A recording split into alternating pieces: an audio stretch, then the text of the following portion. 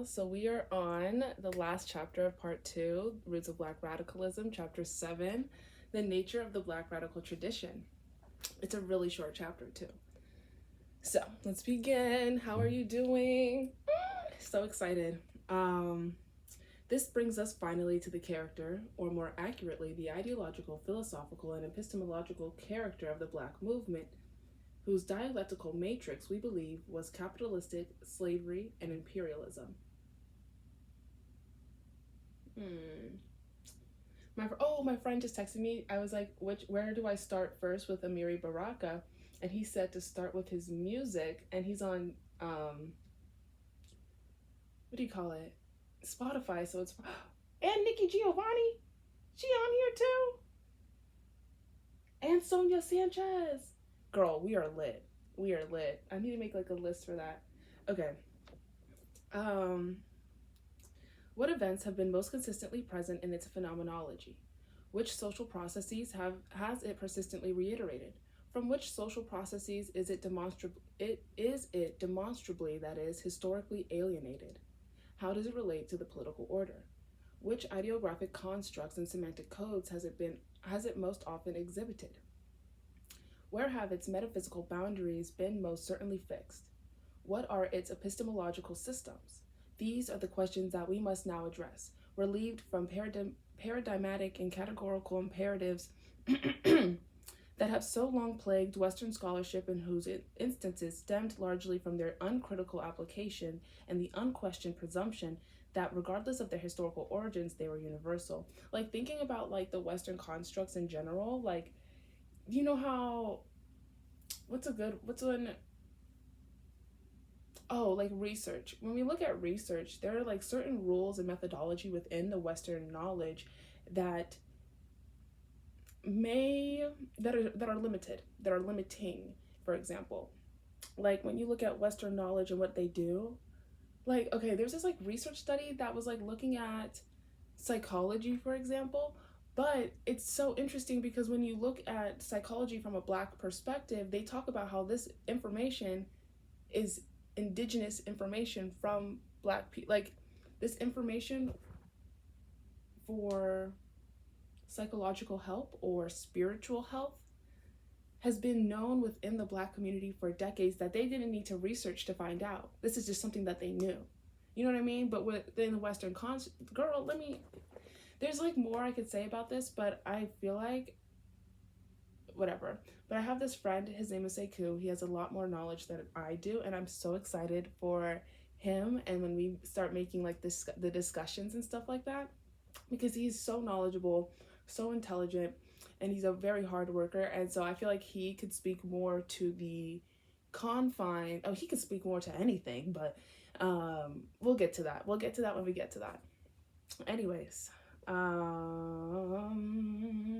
having arrived at a historical moment, at a conjuncture, at an auspicious time where the verities of intellectual and analytical imitation are no longer as significant to the Black ideologue as they once were, where the now current but dominant traditions of Western thought have once again been revealed to have a casual rather than systemic or organic relationship to the myriad transformations of human development and history, when, and this is the central issue, the most formidable apparatuses of physical domination and control have disintegrated in the face of the most unlikely oppositions.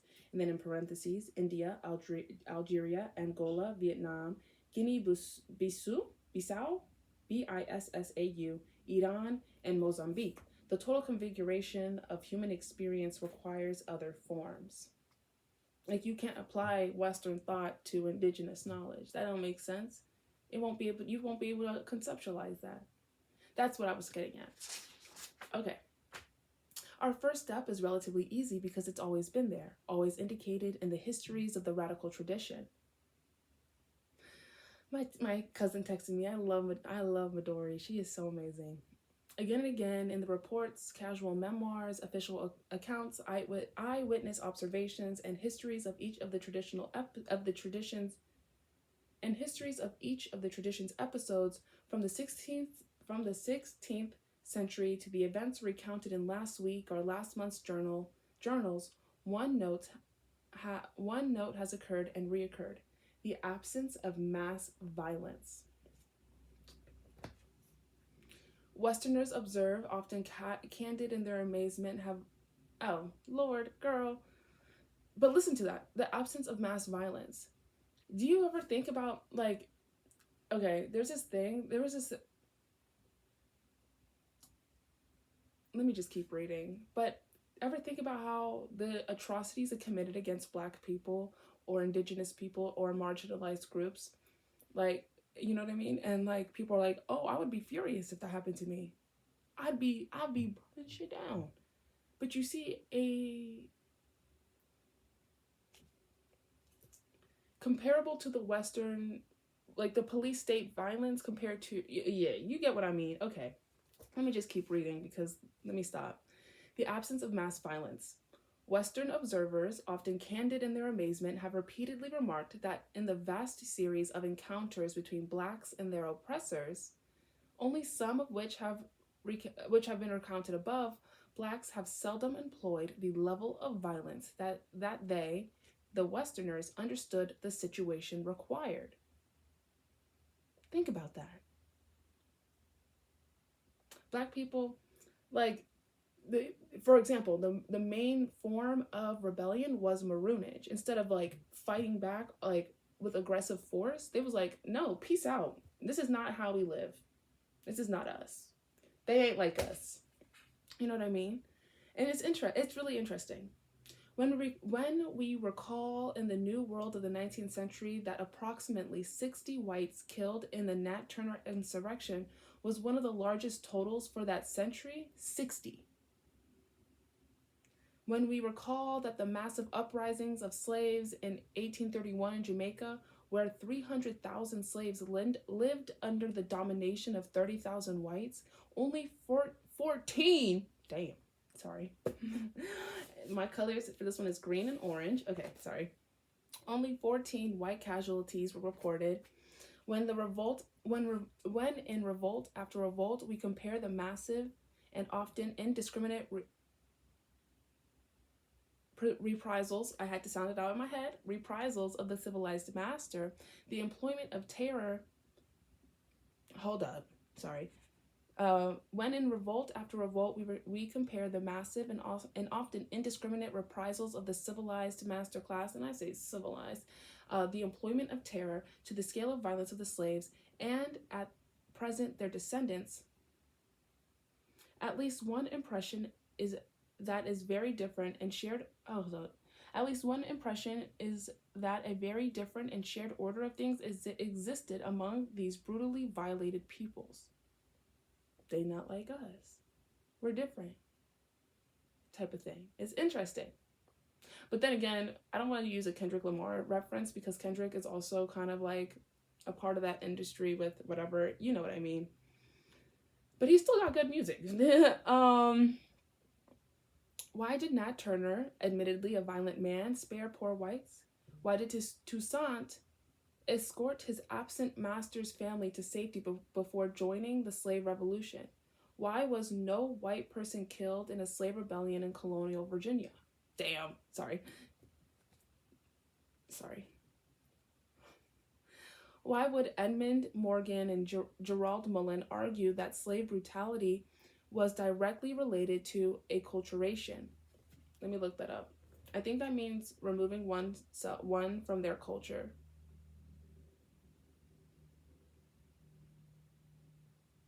Are we about to have like a flood?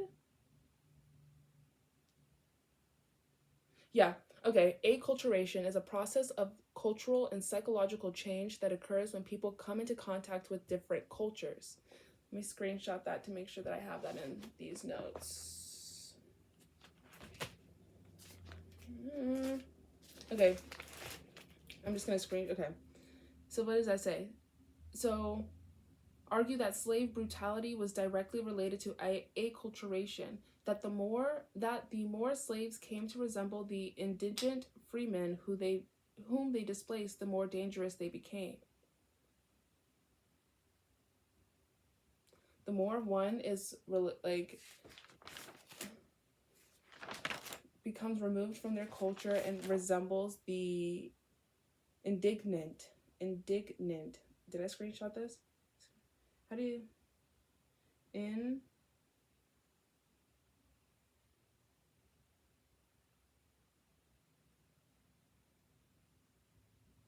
indignant is an extremely poor, lacking the basic resources for normal life.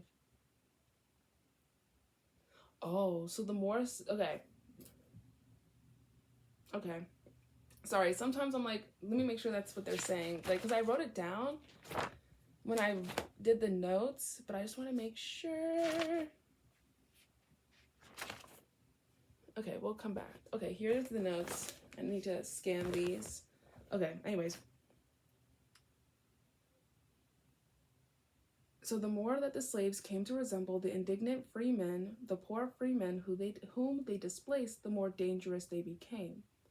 Every century, it was the same. The people with Chilembwe, Chilembwe, in 1915, force marched European women and children to the safety of colonialist settlements. And in that tradition, in the 1930s, James ambivalently found Dessalines, wanting for his transgressions of the tradition. Dessalines was a military genius. Yes, he was shrewd, cunning, but he was also a man whose hatred had kept him in check.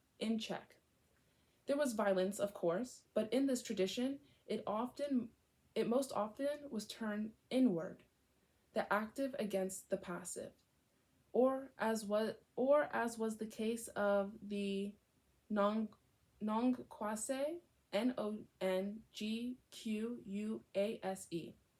of 1856, the community against its material aspect. This was not savagery as the gentlemen soldiers of 19th and 20th century European armies arrogantly reported in their beloved publics at home. Neither was it the fratricide of Fanon's extended Freudianism, and only seldom was it the devouring revolutionary terror of the international bourgeoisie democratic revolution that Genovese's neo-Marxism had led him to acknowledge. This violence was not inspired by an external object. It was not understood as a part of an attack on a system or an engagement with an abstraction of oppressive structures and relations. Rather, it was their Jonestown. I used the wrong term in my TikTok video. That just made me realize that. It was their Jonestown. Our Nongquase, the reunification of actual being for historical being, the preservation of the ontological totality granted by a metaphysical system that had never allowed for property in either the physical, philosophical, temporal, legal, social, or psychic senses. For them, defeat or victory was an internal affair. Like those in the 1950s who took to the mountains and forests of Kenya to become the land and freedom army, the material or objective power of the enemy was irrelevant to their destinies. His machines, which flung heavy missiles, his vessels of smoke, gas, fire, disease, were all of lesser relevance than the integral totality of the peoples themselves. This was what Chilembwe meant when he entreated his people to strike a blow and die. This is what all the Jacobos, Jakobos, in all the thousands of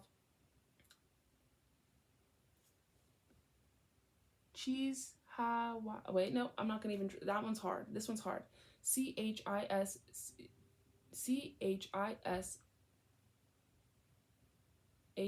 What? Why am I having a problem? CHISHAWASHAS. And all of the tens of thousands of beer parties that dot the black world have been saying for tens of generations. We only have ourselves to blame for defeat. This was a revolutionary consciousness that preceded the whole historical experience of Black people, and not merely from the social formations of capitalist slavery or the relations of production of colonialism. It becomes clear then that for the period between the mid-16th and mid-19th centuries, it was an African tradition that grounded collective resistance of Blacks to slavery and colonial imperialism. Oh, this was what I was looking for. I said there was this part that I was looking for. I don't think it was either for this video, like the video prior to this or whatever. I was like, I'm looking for this part where it was like, the Black radical tradition is an African tradition that's grounded. Yeah, but that's really important. It's an African tradition that grounded collective resistance by Blacks to slavery and colonial imperialism. Wait. Ugh.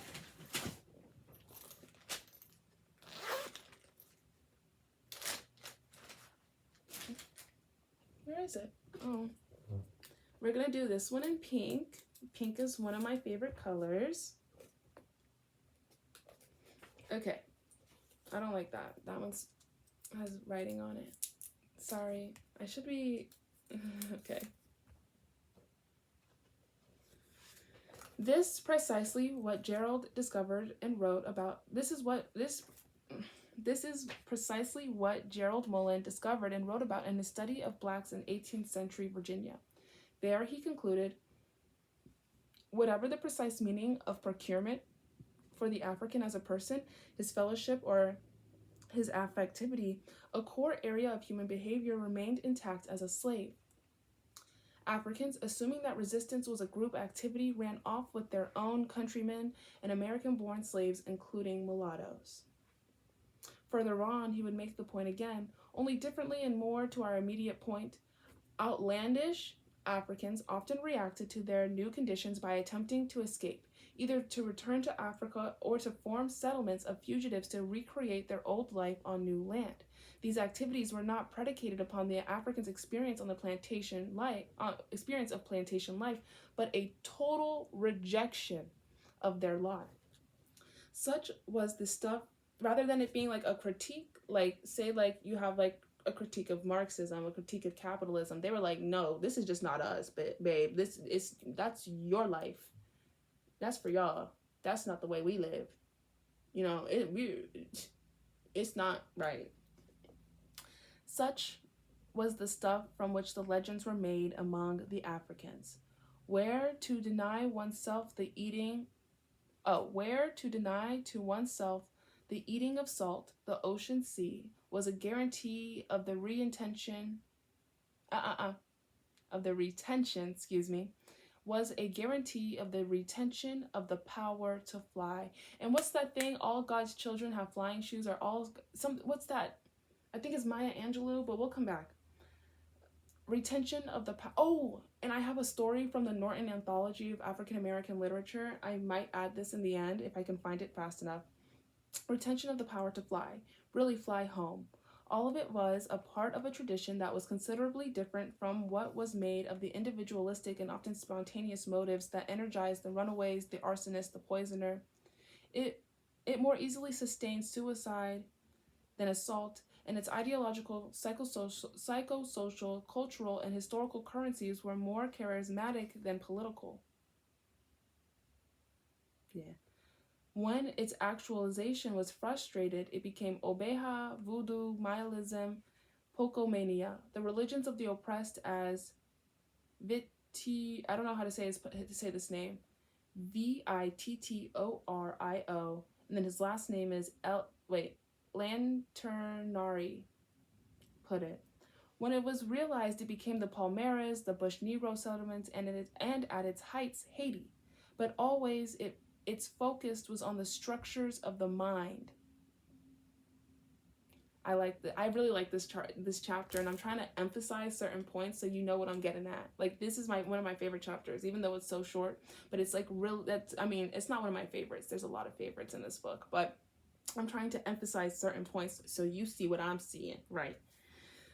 Was the structures of the mind. Its epistemology granted supremacy to metaphysics, not the material. It was the mind. metaphysics, ideology, consciousness that was McDaniel's tools in the mid 18th century Haiti. He persuaded the blacks that their masters to sense the hatred of the slaves in palpable terms. Ordinary precautions were irrelevant. What the slaves could be. Oh, I did read that right. Sorry. I don't know what's going on with my brain. Maybe it's because I didn't hit awake and bake. Ordinary precautions were irrelevant. What the slaves could be physically obstructed from accomplishing was unimportant. Their hatred was a material force, capable of snuffing the lives from masters who had gone so far as to import their foods from France and had unloaded the precious cargo with their own hands. It was the same with Hyacinth, Hyacinth. His army could rush the cannon of the French forces without fear or care for the volleys, shoving their arms into the cannons' mouths. They believed that if they were killed, they would wake again in Africa.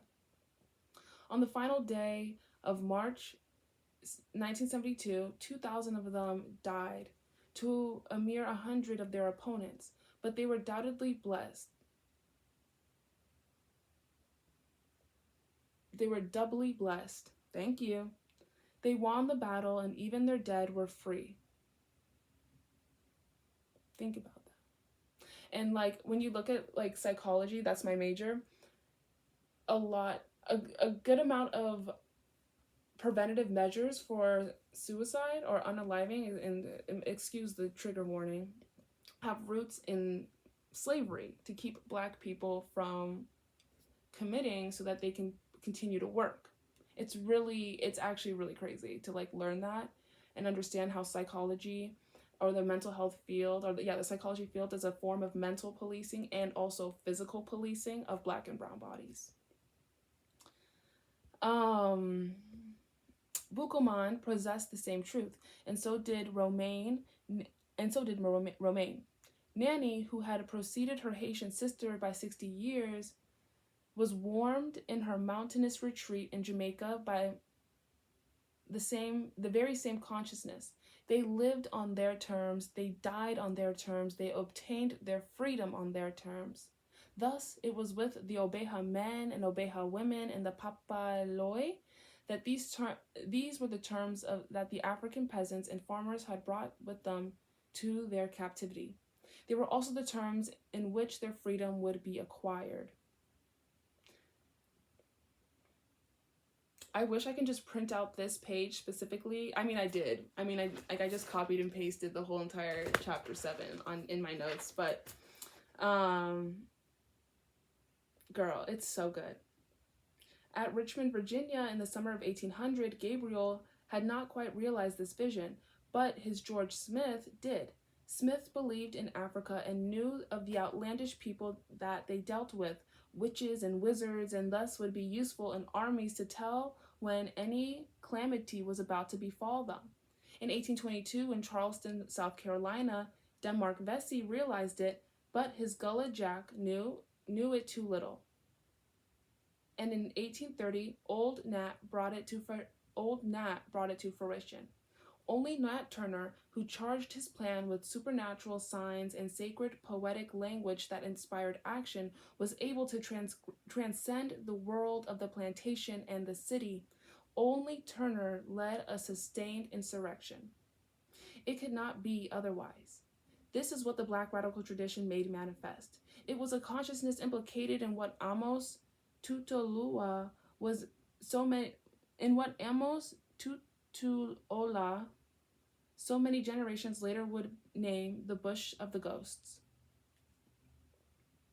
In the 20th century, when Black radical thinkers had acquired new habits of thought and keeping, some of them supposed with the new conditions of their people, their task eventually became the revelation of the older tradition. Not surprisingly, they would discover in the first of their history and finally all around them. Not surprisingly, they would discover it first in their history and finally all around them. The Black radical tradition that they were to rediscover from a Black historical experience nearly grounded under the intellectual weight and authority of the official European version of the past, was to be found upon which they stood. From this vantage point, they could survey the theoretical, ideological, and political instrumentation with which Western radicalism approached the problems of revolutionary social change. The Black radical tradition cast doubt on the extent to which capitalism penetrated and reformed social life and on its ability to create entirely new categories of human experience stripped bare of the historical consciousness embedded in culture. It gave them cause to question the authority of a radical intelligentsia drawn by its own analyses from marginal and ambiguous social strata to construct an adequate manifestation of proletarian power. And it drew them more and more towards the actual discourse of revolutionary masses, the impulse to make history in their own terms. And finally, the Black radical tradition forced them to reevaluate the nature and historical roles of ideology and consciousness. After all, it had been an emergent African people, and not as slaves, that Black men and women had opposed enslavement. And long before the advent of the Madame, girl, what am I reading? And long before the advent of the madman and specialists, as Wole Soyinka phrased it, the military dictators and neo-colonial petite bourgeoisies who in their own time have come to dominate Black societies in Africa and the Caribbean, the Black radical tradition had defined the terms of their destruction. The continuing development of a collective consciousness informed by the historical struggle for liberation and motivated by the shared sense of obligation to preserve the collective being, the ontological totality. Okay, chapter 7, done. But that last part is the most important, is one of the, that's, Okay. Eek. So excited. Okay, thanks for listening. Wait, I'm going to read that last sentence again so you heard what I said. The Black radical tradition had defined the terms of their destruction, the continuing development of a collective consciousness informed by the historical struggle, and then think about why we are taught an inaccurate version of Black history, a version of Black history that only functions within the boundaries of within the American boundaries. Why don't we talk about Black history beyond these boundaries? Why don't we learn an accurate Black history?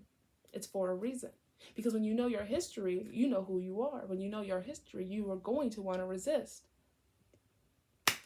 Anyways, informed by the historical struggle for liberation and motivated by the shared sense of obligation to preserve the collective being, the ontological totality.